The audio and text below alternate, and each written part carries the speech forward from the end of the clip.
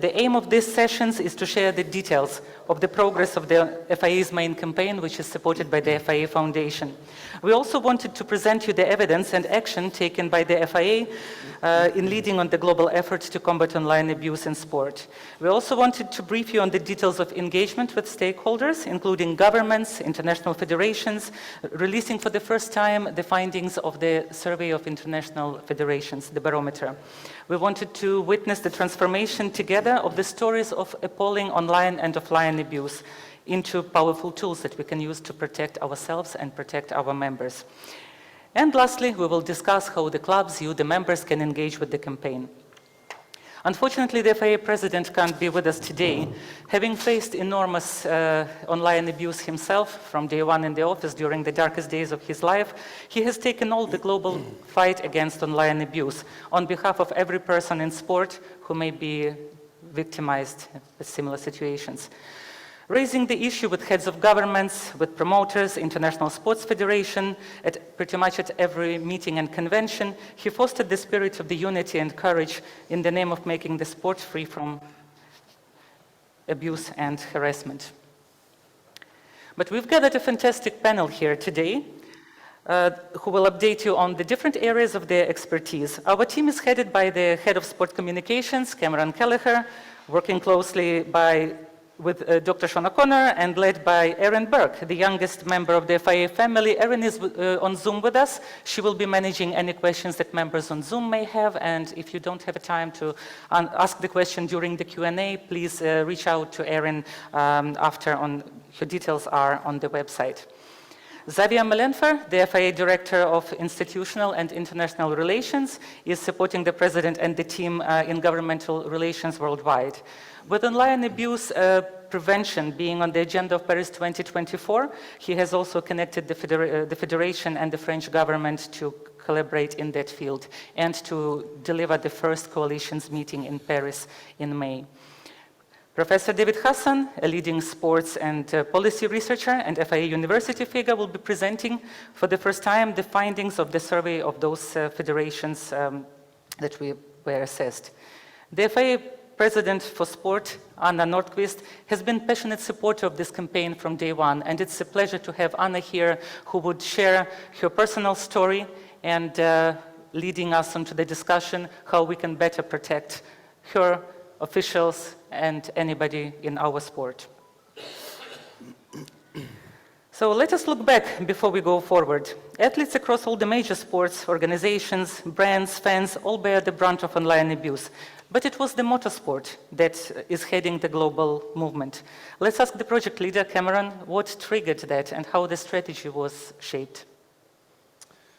Thank you, Tanya. Hi, everybody here in Baku, and welcome to those of you joining us online. Several motivations for us launching this campaign, not the least of which Tanya has alluded to, which was the abuse suffered by the President.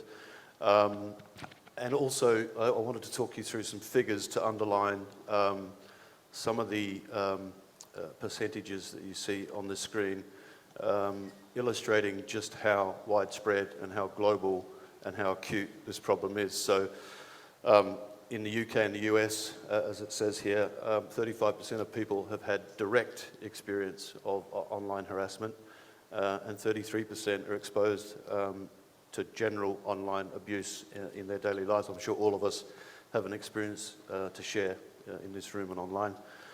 In France, in particular, on X, formerly known as Twitter, there's been a 40% rise of online abuse, toxic content in the last 2 years alone. And most disturbingly for us that have a vested interest in grassroots development, 41% of teens don't report any toxic, abusive or harassing behaviour due to retribution that they've suffered. So that's something that's is a real problem for us in our youth development, and particularly with karting programs such as we launched in the last couple of days. These figures come from a company called Arwen.ai, who are our artificial intelligence partner. And Arwen, we engaged about a year and a half ago now, well before we launched the campaign, because we recognised that we had a problem with abuse and toxic content on our own FIA channels, and we realised also that if we didn't get our own house in order, we couldn't possibly go out into the wider world and preach about online hate and how to tackle it. So we took the R1 AI software, embedded in the back end of our channels across all the social media channels that you would all experience. And within 6 months of having that software embedded, we reduced the toxicity on our channels by 60%. So AI plays a really important part in what we're all trying to achieve. And what we are trying to achieve is change on two fronts. One is behavioural, which is the easier of the tasks, and the second is regulatory, which involves obviously support from institutions and governments, which Xavier will touch on further. But the real tipping point for us was in the US Grand Prix last year. So Sylvia Bello, who you see on the screen here, is a steward that works on the FIA stewards panel. She was on duty at the US Grand Prix. There was a penalty handed down to her country person, Fernando Alonso, and as a result, she suffered some horrific, unspeakable abuse on her channels, aimed at herself and her family. So for us, that was really the trigger to escalate what we were already doing in the space to a much broader level, and to engage with like-minded international federations. On this list here, you'll see that we've had various levels of discussion with sporting governing bodies who all report that they have issues with their athletes, with their competitors, and with their officials, similar to what we've experienced. Some notable names on here: FIFA. We've had several meetings with the president himself, has met with Gianni Infantino, the president of FIFA, on 2 occasions this year. We're about to move to signature on the charter which we've developed, which is a pledge by sporting federations to come on this journey with us. We recognise that this is not something that we can achieve on our own, but if we build a coalition, which is one of the main themes of this campaign, we have a much stronger chance of success, which, as I said, is behavioural and regulatory change. A couple of other notable entries on these 2 columns are World Rugby, the bigger organisations, International Olympic Committee. Again, the president has met with his counterpart at IOC. So we're in this phase of building out this coalition, which comprises international sporting bodies, governments, and institutions. We have a charter which some of these bodies have already signed up to. We have discussions at various levels. For instance, FIFA are very interested in the knowledge-led approach that we're taking to this, and David will speak more about the research program that we have in place, which is a first in the sporting space. We've made a lot of ground in the last 18 months, but there's a hell of a lot that we need to do, and a hell of a lot we need to achieve collectively. So, yeah, that's more or less where we are at the moment, Tanya. Well, thanks, Cameron. That clearly, that list of partnerships clearly demonstrates that, as we said, the campaign is built on 3 pillars: commitment to act, unity, and evidence. So this is a huge commitment to act. And there were a lot of governments. If we could go back to the previous slide, I just wanted to ask Xavier, would you update us where we are in the discussion with different governments? Yes, thank you, Tanya. Yes, as we start our action in direction of the Sport Federation, in the same time we wanted to contact and to present our action to the government. We take the opportunities of the visit of the president on sport event, or when he goes to visit your clubs, to organize a meeting with the government of this country.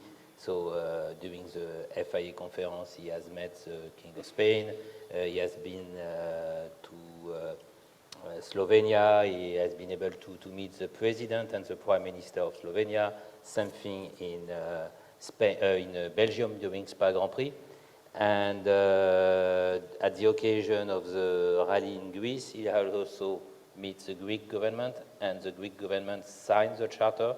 It was the first government to sign it. Symbolically, in the sport community, Greece is the place where Olympics start, so it's a nice symbol. And he will continue to build this relationship with all the official institutional governments. In the same time, FIA has office in France, in Switzerland, and in UK, and we start also to connect with this government. We start mainly in France. The president has met the French sport minister in September, and since that we have a very often meeting with them. They are very supportive to the initiative. It meets the political agenda in many countries. You know, all the government has to take in consideration all the issues around social networks, what happened. You have the problem at school with the children, with the harassment with the children's school. And it's not always very positive to want to regulate social networks, because sometimes you have people who think we will limit free speech, and it's people who are on the social networks are very favorable, supportive to the freedom, and sometimes you have the feeling that you want to limit that. And to see organizations like sport federation take this issue and wanted to also to address the problem. For the government, it's a good allies. They have a positive support, and so they are very open to develop cooperation, because it's a good communication for them too. So they can provide us a strong support, and in the same time they can communicate to show that it's a real problem that a lot of people want to address and want to find solution. So we start with the French government. In Switzerland, I think we will start next year, because we were the last months in the electoral process. So there was elections. Probably the federal organization will change a little bit, so the people that we have to meet will change. So we wanted to wait a little bit to better know the new contacts that we have to take with them. But it will start soon. And when we have a look on the agenda of the Switzerland government, also they put at the agenda the problem around social networks and this kind of harassment, hate speech, etc. And in UK, we have started also to have contact with the UK government. Also, we have developed relation with international organizations like UNESCO, Council of Europe, and European Union. And Nathalie has met last week or 2 weeks ago the VP, Chianas, who was VP of European Commission, who has in his portfolio the sport.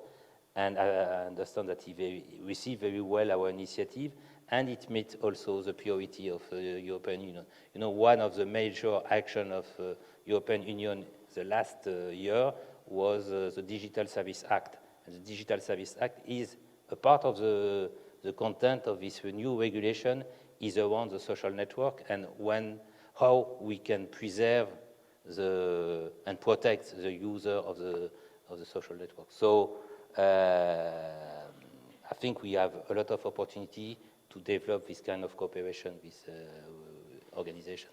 Thank you, Xavier.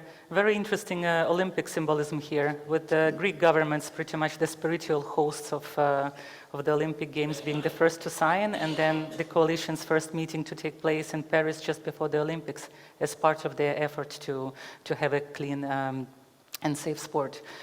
Obviously, to have this level of discussions with these bodies, you have to demonstrate commitment, you have to demonstrate the resources, the potential, and some tangible evidence and assets. We've mentioned the white paper that was published back in March, the first publication of the FIE University about online abuse. There is an ongoing research of a PhD scholar at the Dublin City University Business School, which is also supported by the FIE Foundation. More content is coming through the scholarships that we are offering to 6 students on online abuse. The legal publications are on the way, such as the Digital Service Act that you meant. We are preparing a user-friendly explanation and guide to the federations, what it means to them and how you can apply it in the federations in the area of online protection. And lastly, the barometer survey to measure the extent of online abuse among the sports federations. And David Hassan, as promised a few times today, is here to present for the first time the findings of this barometer. Please, David.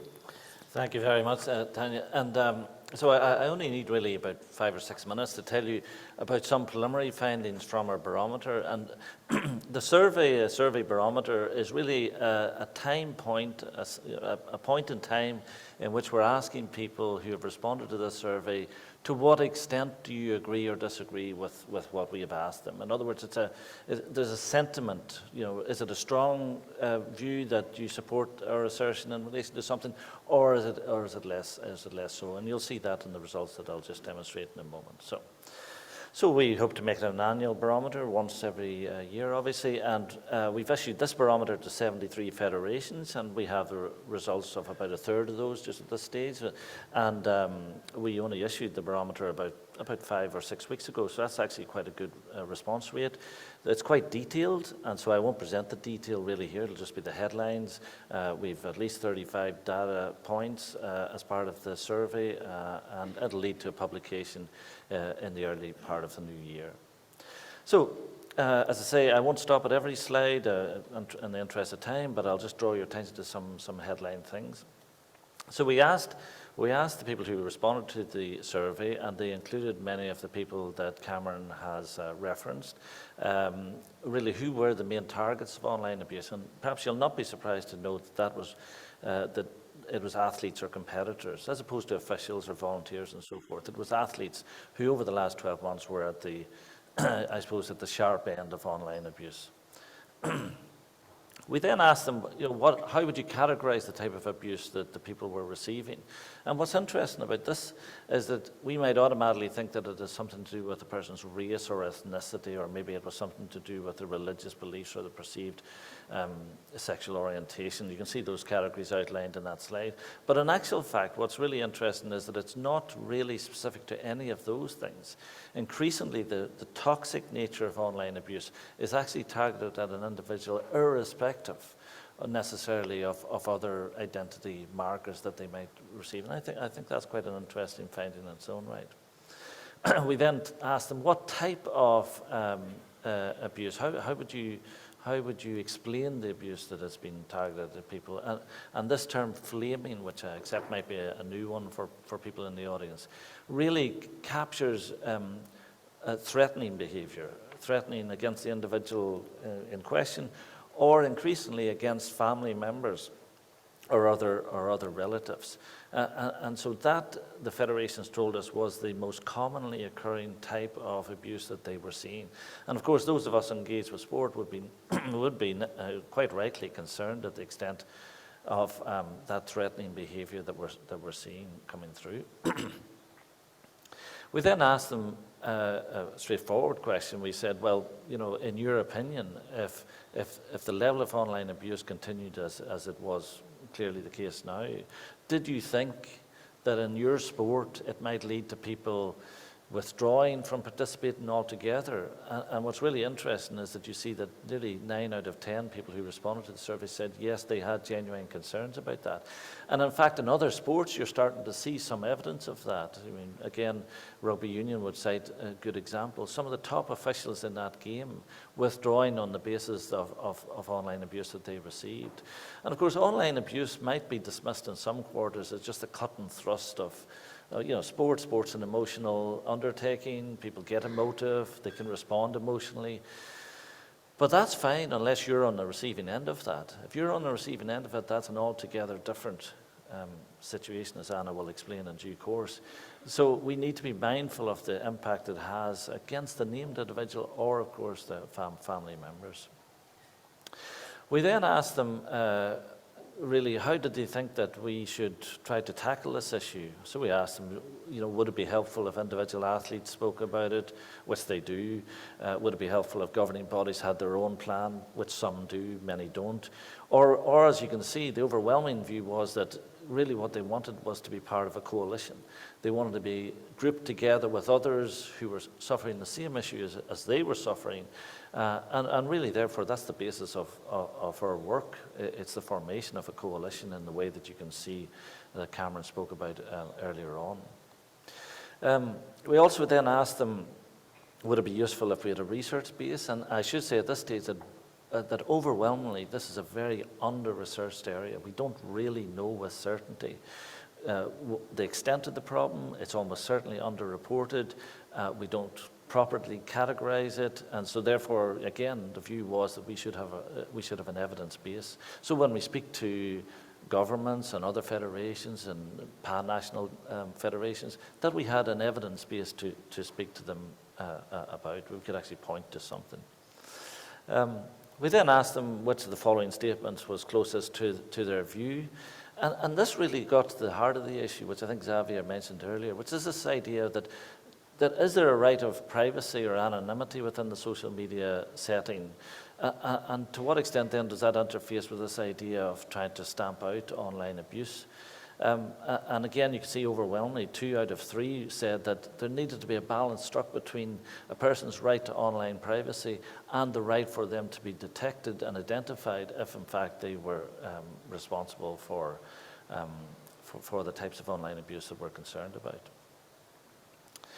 I thought this was quite an interesting finding. We just asked them a straightforward question. In their sport, did they think that athletes and others who partake in their activities could do so without being subject to abuse online? And you can see that they strongly disagreed, or rather disagreed with that, again, 9 times out of 10, which was obviously concerning. And this follow-up question, did they think rather that specifically athletes or others involved in the sport could do so, could partake in their sport or their activity without being threatened, either themselves directly physically threatened, or again other members of their family, immediate circle threatened? And again, you can see a very strong response rate. Over 70% said that they disagreed, or rather disagreed, with the idea that somebody could do so without being subject to threat. So we're dealing with, with quite serious things. If a person is threatened directly, if a person's family is threatened directly,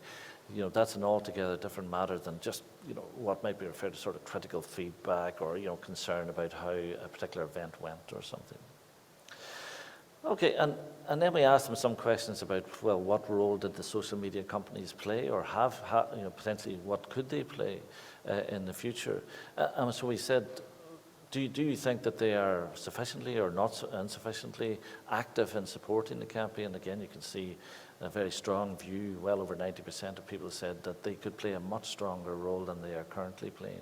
And Xavier mentioned the Digital Services Act. The UK Online Safety Bill is something comparable. There is increasing pressure, I suspect, being placed upon some of these social media companies. We asked them, did they have a plan? Many are concerned, but do they have a plan in place to try to address the issue? As you can see, about 40% did.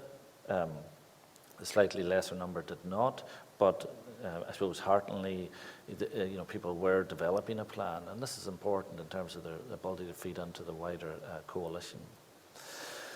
I only have a few more slides. We also asked them, rather, did they think that online platforms should promptly detect and investigate the people that are behind the posting of this content and remove that content as a response to its posting. And again, you can see overwhelmingly that is the view, that there should be a much more interventionist approach by the online platforms to the posting of this type of content. And then we asked them specifically about, well, what role could a potential legal intervention play? And they, as you can see, again, in a very strong sense, said that under certain circumstances, social media companies should be obliged by law to detect, remove, and report online abuse. And again, the Digital Services Act does go some way down that path in terms of illegal content and the detection of that and the removal of that. What it doesn't address, of course, is abusive content, and that's a different category. We then asked them about how important it was that online platforms supported the campaign. You can see clearly they were very much of that view. And then we just asked them for some testimonies, and this is just one that I picked out for the benefit of today. The Biathlon Federation saying how important this work was, how it was important that the campaign gained the support that it hopes to do so. And again, highlighting the importance of the full reporting across different languages, across different cultures, in the way that Tanya referenced that we hope to achieve through the Master's Scholarships. And I think that takes me to a close, Tanya, if I'm right. Yeah, so again, just references that I highlighted during the course of my short presentation, which should be available at these hyperlinks if you want them. Yeah. Thank you, David. That's a good list of our beginning to form the evidence base. Could you just say a few words? Why is it so important to have that evidence base for a campaign like that? Yeah. Well, first and foremost, as I said, this is a very much an under-researched area, and yet it's so insidious, and yet it is so commonplace. And remarkably, we know very little about it. Research in this area is probably only in the last 2 or 3 years, and even then it's not particularly significant. So I think it's important that we carry out the research, because it will provide us with the evidence that will give rise to the intervention that we're ultimately hoping to get to. And also, it gives us the credibility when we meet with, a range of other federations in the ways Xavier referenced, funders, of course, and we want to pay tribute to the Foundation, particularly for their support of the FI Foundation, for their support of this work. So it's important for a whole range of different reasons, Tanya, but yeah, so it's good. And I just wanted to echo the support to the FIA Foundation, and Rita is here with us. Thank you, Rita, for your support and for joining us so late as well, from all of us. Thanks, David. So Anna joined us here to share her story, her personal experience of not just online, but also offline abuse. And we've referenced few examples before the meeting, and thank you, Anna, for coming forward, for supporting the campaign and for telling us. So what happened to you? Well, first I can say I represent the Swedish Federation. I'm the Secretary General in the Swedish Federation, and I can really see how online abuse has increased over the past years. Every week, I have to say, I have calls from different members, clubs, volunteers, reaching out and just feeling sad about this. So it's become a big issue, actually, for the sport in Sweden.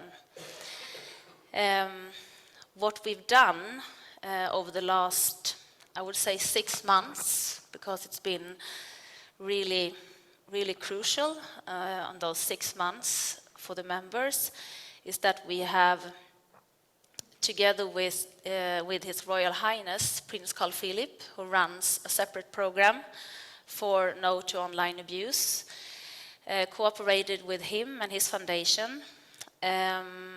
We have built education on the online platforms. We have done seminars, and we have traveled around Sweden and talked about this. That's one side. In my perspective as a Secretary General, I find it so strange that people just, they just attack one. They don't fact check anything.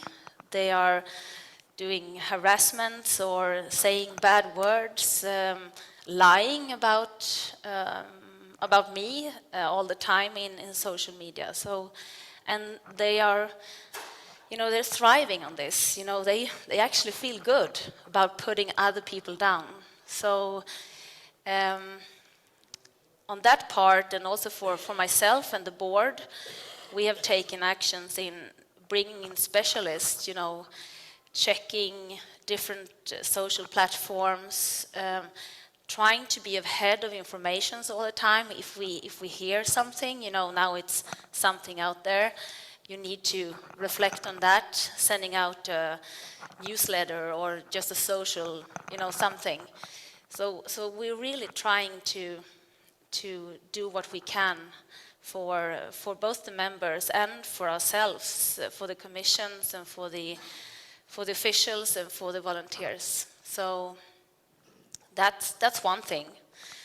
The other thing, and this is the first time I actually speak about this, so if I get emotional, you know why. Was during the, I have many hats. I'm also the organizer for the WRC Rally Sweden.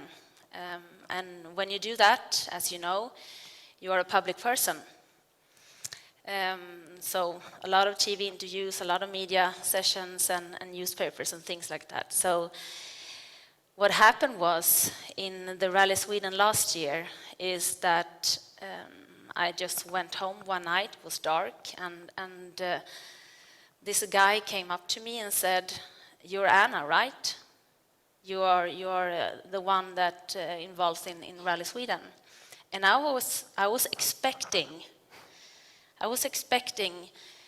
good work, Anna. I've seen you on TV. But it was the complete opposite. This person came up to me and said, I wish you were dead. You should not be alive. That's just awful. And what did you do? Well, at that point, I didn't know what to happen because we were alone in the dark. So I stepped back and went out crying like I am now, apparently. Went home to a hotel. Look, you just don't wish this to happen to anyone. No, of course but not. You are here to, look, you found your voice, you wanted to find a solution. So what do you think as an ASN leader, as the FIA leader, how we could have helped you at the time or going forward? What can we do to help people like you, to help all the members and officials, because online abuse doesn't really differentiate between public and private persons. It can happen Well, to anybody. if I look back on that situation now, the one thing I needed was someone to talk to at that point. And, like a hotline, just, have a call. Tell me what to do, go home, go to sleep, call the police, something. That was the help I needed at that point. Yeah. Well, Cameron, this is something we've discussed with the team multiple times, the framework that we should have in place. And I think, Anna, you're really highlighting here that it's a bit overdue, and we're right to say that we will then take it forward and create a platform, create the solution to offer to our member clubs. But Cameron, is there anything else in our toolkit that we didn't mention that could be of help? I mean, Xavier alluded to the connectivity from the campaign to our member clubs, and there's several ways that we're attempting to achieve that. So if you look at the partnership with Slovenian government, Greek government and others, that came about through dialogue in the first instance with our ASN clubs. So I think that's acting as a conduit between the club and the government and and getting governments on board. I think that's really important. And secondly, in the communications department, we've started a digital dialogues session, and we talk at length about the online abuse campaign. And through those sessions, we've had 6 up to now. We have a number planned for the rest of end of this year and then through next year, obviously. We've had requests from representatives from clubs in Jamaica, Brazil, and others offering to broker meetings and introductions to their governments to come on board the campaign. So absolutely taking up those offers and broadening the reach of the campaign. I think also we can tap into the member club network globally to spread the word about the campaign and what we seek to achieve. And we also have the guidelines that the members can find on our website, and they are ready to be introduced to your members, to your community. Yeah, interesting you mentioned in Anna's case, Anna said that she wanted someone to talk to. We have been talking to our compliance department about having a helpline set up, as Tanya alluded to, because often it's just having a talk to somebody, right? Exactly. Yeah, so. Well, Anna, thank you. Unless you'd like to add anything, I think this is it's an outcome, and I believe that in a few months' time, very, very soon you'll be able to say that you were actually the one behind something that was created to serve and protect other people. Just before we start the Q&A, and maybe we have some more stories from the audience. We mentioned engagement, mentioning engaging the clubs with the campaign, and I just wanted to ask our speakers, maybe starting from Xavier, and then if everybody could give a few just short summary based on their subject matter level. What can the clubs do to engage on the level of government, academia, ASN, national, media, and FIA, and so on? So Xavier, would you like to start? Of course. As we have seen, there is a momentum. So the club can also relay what we have started to do at the level of the FIA at their level. Yesterday, at the end of the World Motorsport Council, we have a presentation done by David, and I discussed with André Malayou, and he asked me how I can do something in his country. And Erin is online, and I think she listens to us. Erin and we can provide to the club document presentation and help them to build argumentation, to contact their official digital minister or sport minister to show that FIA has started to do something, and at the national level, our ISN can also communicate and present the action. And it's the first time, and we are happy, me or Erin, to help you. Contact us, and we will send you what you need for that meeting, and we can join the meeting online if it's necessary. Do not hesitate to contact us, and we will be happy to support what we can do. Thank you, Xavier. David, we mentioned earlier in the meetings that most of the knowledge is available in English, unfortunately. So as we are trying also to develop the knowledge in different contexts, what would you advise? How would you like to engage with the members on the academic front? Absolutely, and as you say, Tanya, up until this point, it's been largely a sort of Western bias, it has to be said, and a strong English bias, such that we're almost certain that the extent of this problem in a range of different areas is significantly underreported. So that's really our thinking behind the scholarships, that we want to try to rectify that somewhat. And then also, it's difficult, but we do know that a lot of the online abuse is as a direct result of incidents that happen in sport. These can be refereeing decisions, controversial outcomes, so on and so forth.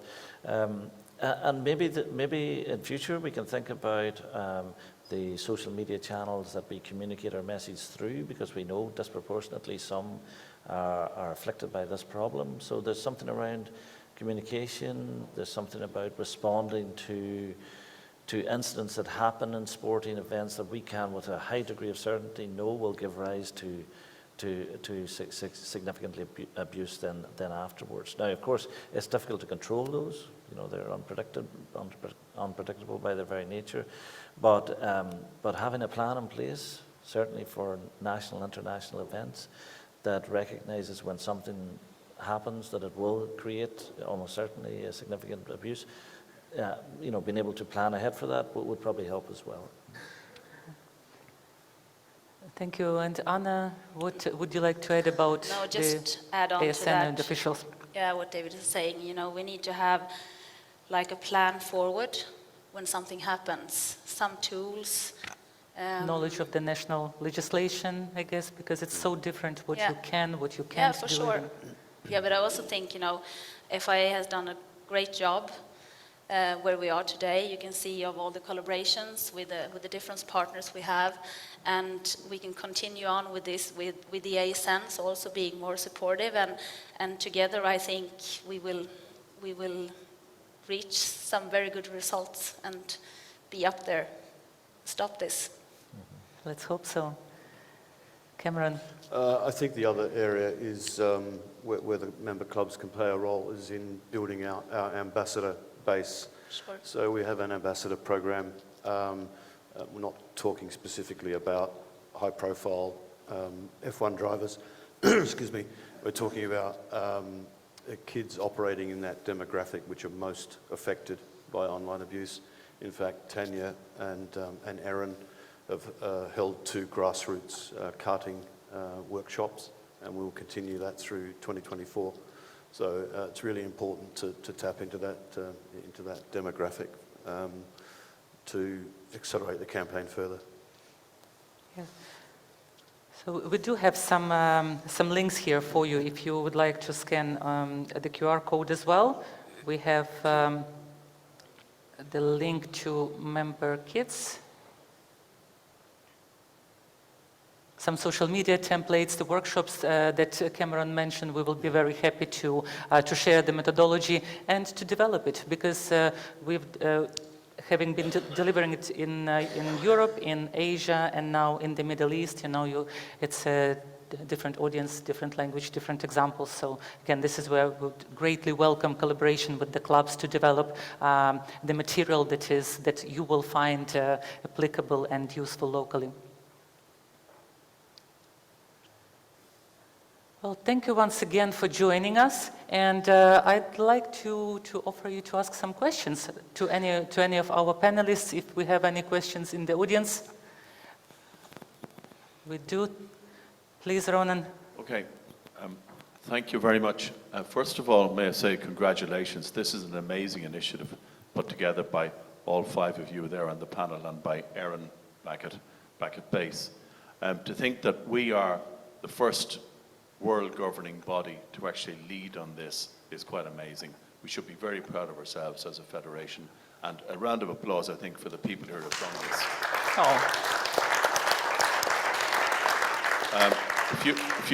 A few minutes ago, just before this meeting, I was at Formula One stewards panel meeting. So it's the permanent stewards for all the races, all during the year, and they discuss each individual event and dissect their decisions. But one subject that came up, which is in parallel to what we're doing here, it's not exactly online abuse, but it's misdemeanors from competitors, from our athletes, towards officials. Yeah. So there's quite often cases where the officials are abused by competitors, saying, "Oh, they're completely incompetent" or whatever. And then, of course, there's the issues of bad language being used in the media and so on. And they tasked me with asking this panel here, if there's a barometer for other international federations for penalties that would apply. For instance, Tim Meyer, one of our senior stewards, said the NFL in the States fine their athletes $25,000 a go if they use bad language in the media or whatever. That's a pretty draconian penalty. But perhaps through your coalition partners, there might be an opportunity to assess what other governing bodies do when it comes to abuse of officials. You might just take that on board and see if that's something that could be looked at, could be assessed, or we could come back to our stewards and give them some ideas of how we scale penalties against competitors. Well, thank you very much, Ronan, for the appreciation and for the really good question you've raised. Certainly, we are happy to take it on board, and in Q1 next year, I think we'll get on it, and we'll come back to you with the assessment of what the other sports are doing for both, for the bad language and the verbal abuse, because we realize protecting our officials is our key issue. Any word from our panelists? I would just simply say, I would support what Ronan is proposing. Now, of course, we need to differentiate between, the cut and thrust, particularly there is an emotional element to sport, and, there has to be a degree of, I suppose, latitude around that. But whenever it strays into abuse of officials, particularly in the case that Ronan is mentioning, and that questions their competency, and it maybe even questions the extent to which they are impartial in fulfilling their duties, then I do think there's a role for the Federation in that respect, because if that goes unquestioned, if that's allowed to go without some form of pushback, that is the thin end of the wedge of what we then see on social media. And I mean, Anna makes the point, which I think she does extremely well. If you're met with silence in that situation, if there is not a response to that situation, some people who engage in online abuse see that as an opportunity just to step in, and you have this sort of pile-on effect. And that can be extremely difficult to deal with for any individual. So that's a long-winded way of saying, yes, absolutely, we should be doing that. Yeah. And that's an opportunity to lead again, Ronan, because we mentioned that we, in the foundation meeting, that we conducted the survey of the policies of over 200 federations, and turns out that only 40 of them have policies, and they're not, part of it is not even, what you would consider a policy. So I think even looking at that type of barometer, I think we could also lead and help maybe to either to help ourselves, or if we identify the gap, then we will be, again, very happy to share that. Please, Robert. Yeah, just a comment adding on to what Ronan said. I think a lot of the person-to-person abuse in that type of situation, an accusation of not being good at your job, actually when reported leads to a lot of online abuse. And it's the pile-on that you mentioned, David. So I think you can probably trace back a lot of the online abuse to a person-to-person scenario that's happened, which may or may not be abusive in the first instance. But I think it's just worth noting that if it's abuse online coming from person-to-person abuse.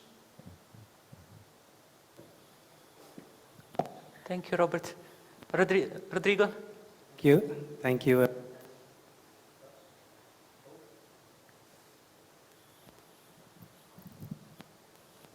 Thank you, Tanya.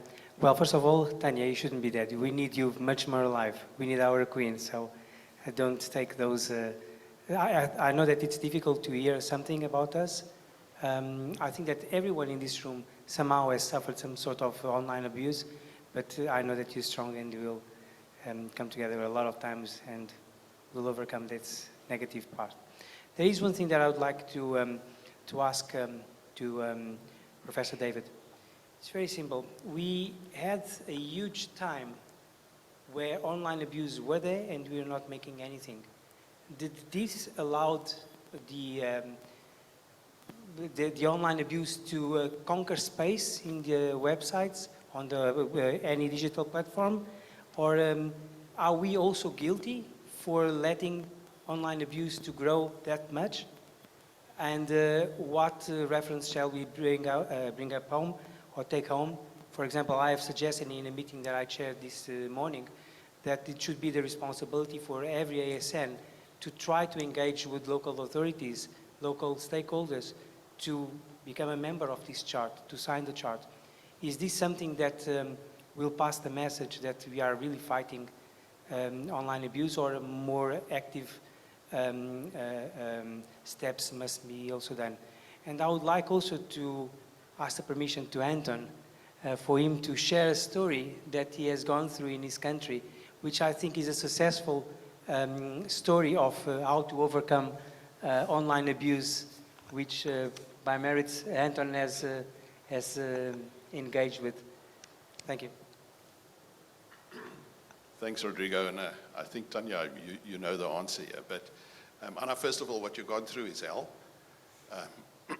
And the most outrageous accusations that people can make to you are the ones that then share the most. And therefore, these things actually is like a wave and get their own momentum. So in my scenario, it had two impacts on me. I had two daughters at the time. One was 23 and one was 16, and they were being targeted. And I'm a volunteer here, but in my day job, I'm actually in banking and insurance. And this thing got so out of hand that my employers and the companies that I'm on the boards of were beginning to question, to say, is there any truth in what's going on here? So I went the whole legal route. We know who the source was, and also realized that we were not going to get a judge necessarily to lock the person up.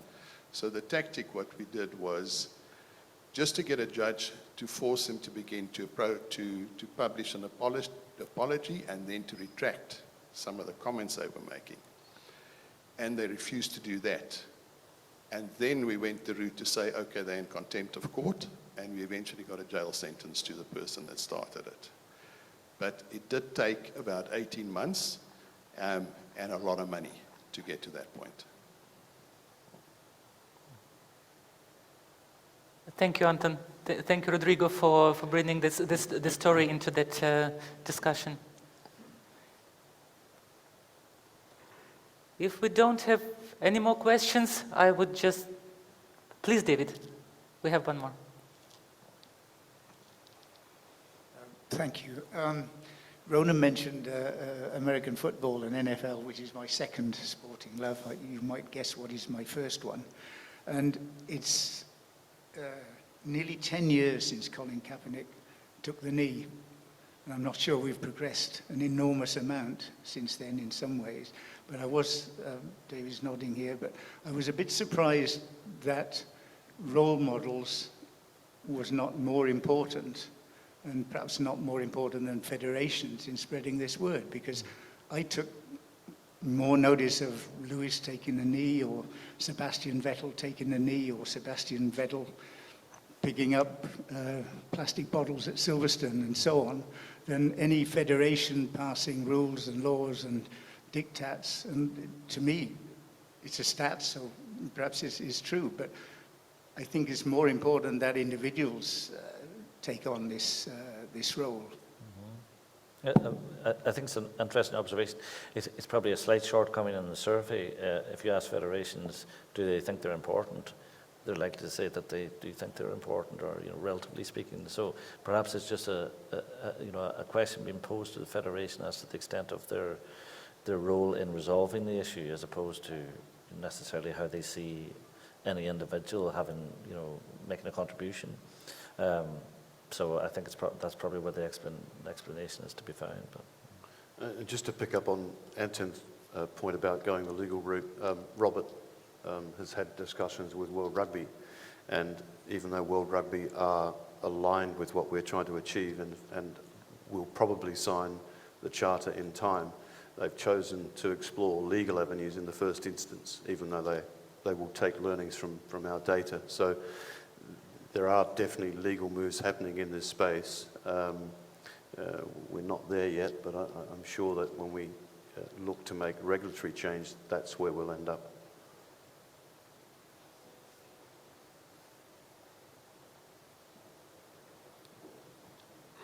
I can't see. It's so bright. I just want to make a comment on the legal aspect.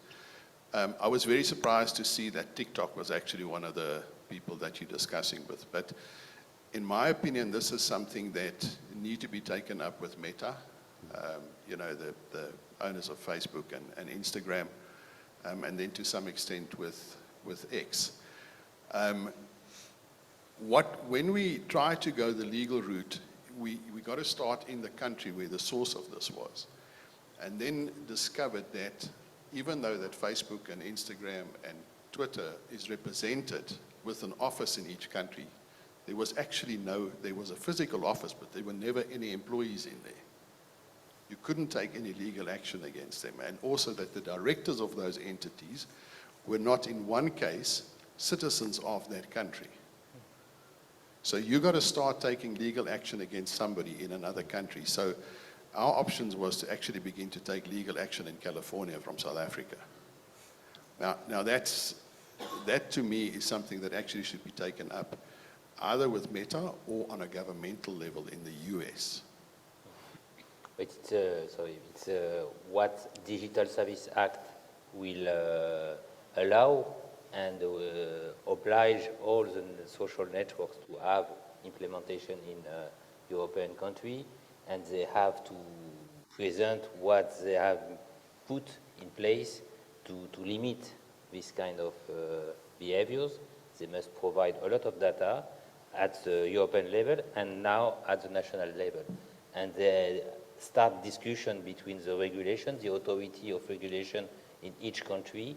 They have to bring evidence, and they will be challenged by the governments to change their process to be able to limit this hate speech on their platform.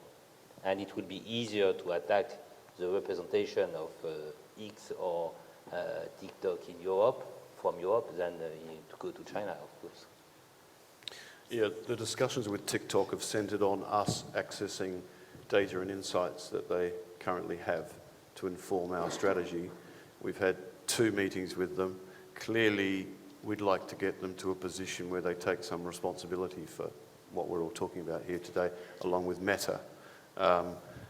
Every sports governing body we've spoken to has said they've hit roadblocks when it comes to discussions with social media publishers. So we understand the enormity of the task, but we are getting a cooperation at a certain level with TikTok, but we'd like to grow that across the broader spectrum of social media platforms, for sure.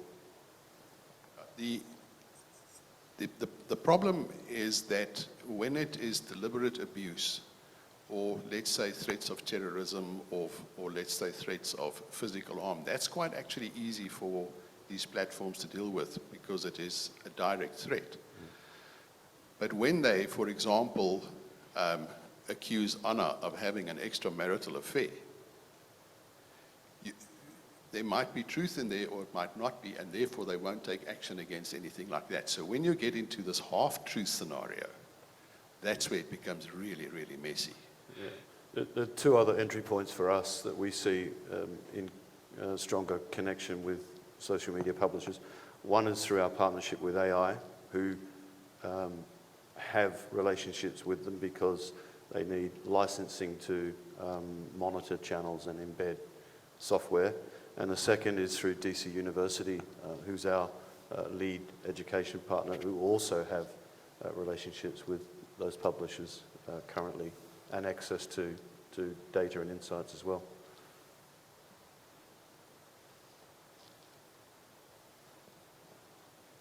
Just one more question. I can't see who you are. I'm just blinded by the lights here.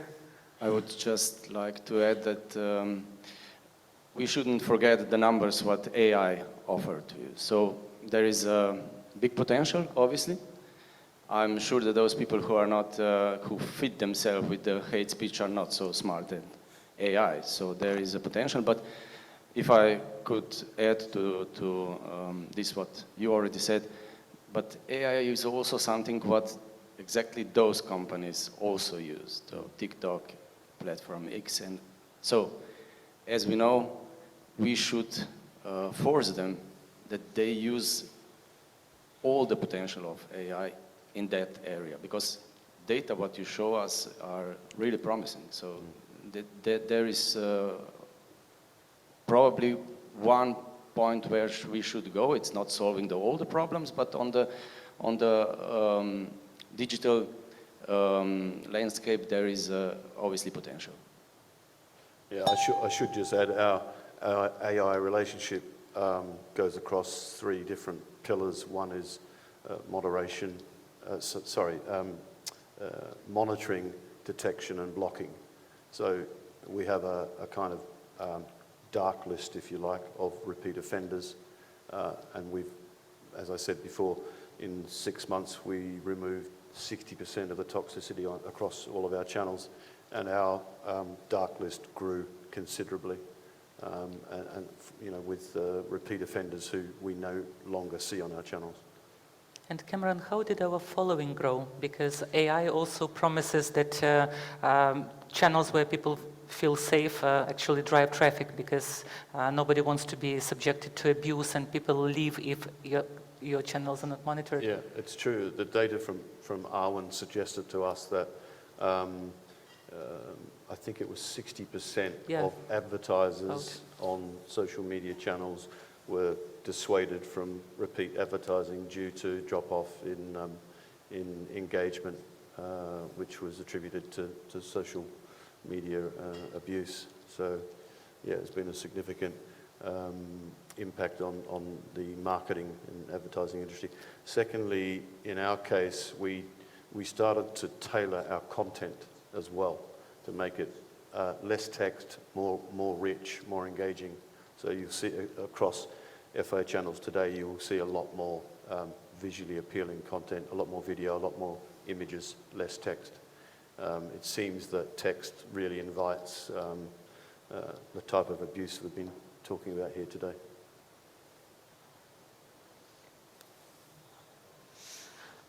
Well, thank you very much for your participation and for those fantastic questions and feedback, and giving us some more great work to do, meaningful work to do. So you're most welcome to stay on and speak to any of us, any of the panelists after the session. But I think for those who need to go, please enjoy the jazz night in the City of Winds. And thank you, Aaron, for managing Zoom for us. Thanks again, and see you soon.